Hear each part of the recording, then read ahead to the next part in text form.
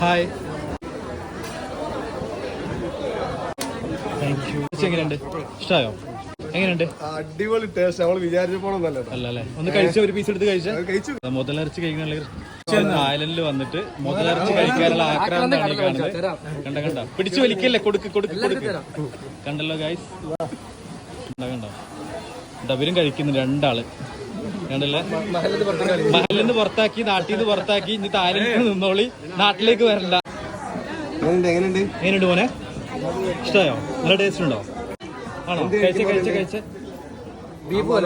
കഴിച്ച കഴിക്ക്. അയ്യവ കണ്ടോ? ഉണ്ടല്ലോ